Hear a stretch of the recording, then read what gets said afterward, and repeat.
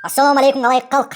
Эх, засмутай смута болып біттік қо. Смутные времена. Бардық СМИге, пропагандаға, баши, медиа пространствоны чаңдатып біттік қо. Өткен выпустар айтып кетмелі ғой. Когда начинается политическая игра между двумя господствующими странами, страдает, как всегда, обычный простой народ. Эми мына кайрали, эки великая держава начала свою политическую игру, а мы ведемся на это как стадо баранов. Ушинтип түсіндіріп кетмелі ғой, что это политическая игра между двумя господствующими странами, что Запад захватывает другие страны, что Россия захватывает соседние государства деп. Бұл илгертеден бері тарихта болып келатқан нәрсе. И бола береді еще. Айла жоқ, это политика. Бұл теманы қозғап ойлағойын дедім эле. Айла жоқ, эми кеп салыш керек болып қалды кайра. Эми түсінбегендерге чайнап беріш керек болып қалды. Алақандай елбіз. Бөлінбелі десем кайра эле артқа кетебиз. Эми бұл жерде да экиге бөлініп, жарылып, бириң Россия, бириң Украинаға тартып, элементарный нәрселерге башар жетпей түтіп, ажылдашып, что с вами происходит билбейм. Бир сторона болсо Украинада мир болсун десе, антип айтпагыла, тип Путин уруп койсо эмне болот, анан тигип койсо эмне болот. Россияда канча кыргыздар бар, анын баары кор болот. Бизге Россия өмүр бою поддержка кылып келген. Мы без России никто дегендерге айтар сөзүм. Коротка ваша память, очень коротка ваша память. Намаз окугандарыбыздагы, окубагандарыбыздагы дайыма бир сөз айтарды кыйын болуп айтабыз го. Мен эч кимден коркпойм, бир гана Кудайдан гана корком деп. А вам не кажется, что силер Кудайдан эмес, Путинден коркосуңар? Путин укпай калсын,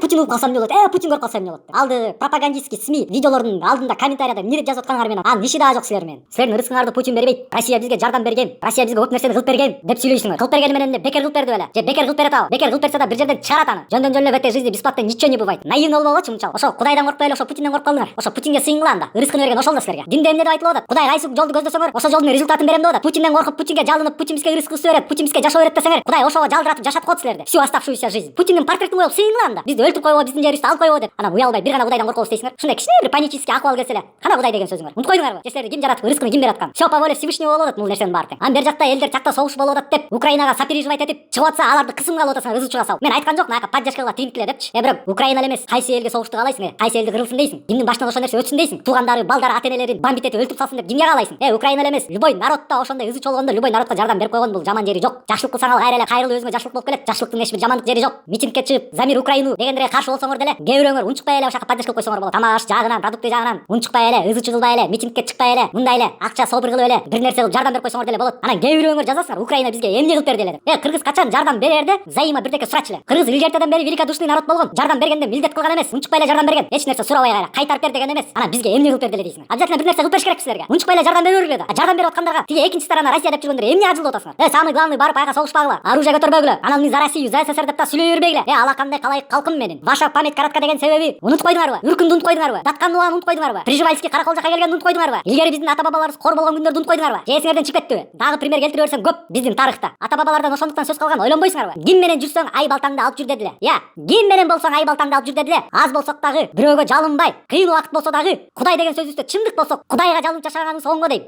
Анан кыйын болуп сүйлөйсүңөр. Свобода слова, демократия деп. Свобода слова болгон үчүн коркпой сүйлөгүлө ошондуктан. Оюңар болсо, эгер өзүң оюңар жок болсо, ар кандай СМИ пропаганданын сөзүн сүйлөй бербегиле. Андан көрөк мындай ситуацияда унчукпай эле отурганыбыз дагы туура. Кийлигишпей. Сабырдын түбү сары алтын деп бекер айтылган эмес. Аман эсен бололу. Всё, мен нерв болуп кеттим. Оператор өчүрчү алды камераны. Болду.